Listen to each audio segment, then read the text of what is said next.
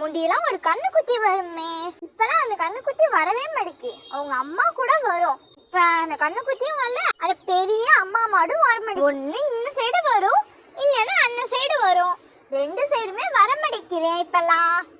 முண்டியெல்லாம் கழிவு தண்ணி இல்லைன்னா வேஸ்ட் சாப்பாடு இருந்துச்சுன்னா அண்ணி தண்ணி ஊற்றி வச்சிருப்பாங்க அதுக்காக. அடுத்து அழுகி போன தக்காளி இந்த மாதிரிலாம் இருக்கும், அதுக்கு கொடுப்போம், வந்து சாப்பிடும். இப்போலாம் அந்த மாடே வர மாட்டேங்கி. அண்ணி வேற நேற்று பட்டர் பீன்ஸ் வாங்கி தோல் எடுத்து வச்சிருந்தாங்க, இன்னைக்கு ஆயிடுச்சு. ஆனால் இன்னைக்கும் அந்த மாடு காணுமே. என்னம்மா ஜெசி, வெளியில நின்று தோலை ரோட்ல கொத்தி வச்சுட்டு என்னம்மா பண்ற? அக்கா, முண்டி ஒரு மாடும் அதோட கண்ணுக்குட்டியும் வருமே, நீங்க கூட அதுக்கு பழம் தக்காளி எல்லாம் வாங்கி போடுவீங்களே, அந்த மாடையும் அந்த கண்ணுக்குட்டி எங்கக்கா? ஆளையே காணும் ரொம்ப நாளா. ஆமா ஜெசி, நீ சொல்ற மாதிரி அந்த மாடையும் மாட்டுக்குட்டியும் காணும் போல இருக்கு. இப்பெல்லாம் வர மாட்டேங்கி.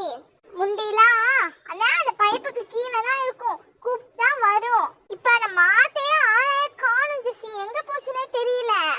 4 நாளா வரல, இன்னையோட சேர்த்து 5-6 நாள் காணும் ஜெசி மாடை. அந்த 2 மாடு தான்க்கா நம்ம தெருக்கே வரும், அதுவும் இப்ப வர மாட்டேங்கிக்கா.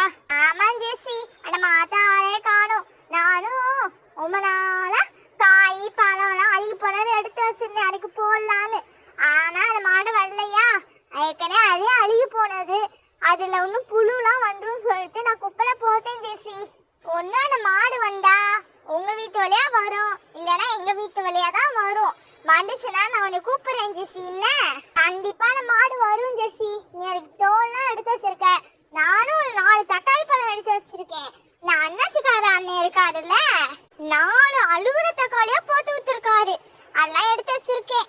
ஆமாக்கா, நான் கடைக்கு போனாலும் எப்ப பார்த்தாலும் அழுகுற தக்காளி சூட்டையா இருக்கிற கத்திரிக்காய் இதெல்லாம் தாங்க போட்டு விடுறாரு.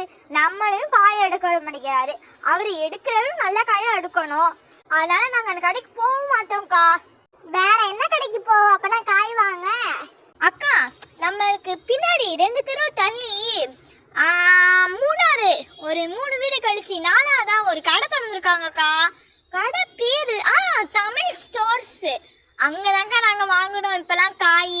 அண்ணன் சைடு தானே வேலைக்கு போகுது, அப்படியே வேலை முடிச்சுட்டு வரும்போது காய் அதெல்லாம் வாங்கி தந்துருவாங்கக்கா. பட்டர் பீன்ஸ், மொச்சக்காய், சொரக்காய், புடலங்காய், தக்காளி, வெங்காயம் எல்லா விலையுமே கம்மியான விலைக்கா. அது மட்டும் இல்ல சூட்டான மாதிரி எதுவுமே இல்லக்கா, நல்லா ஃப்ரெஷ்ஷான காய் தான் வச்சிருக்காங்க. நானும் அண்ணன் கூட கடைக்கு போயிருந்தேன்க்கா, கடையில எல்லா பொருளுமே இருந்துச்சு, கடையும் பார்க்க நல்லா தான் இருந்துச்சு.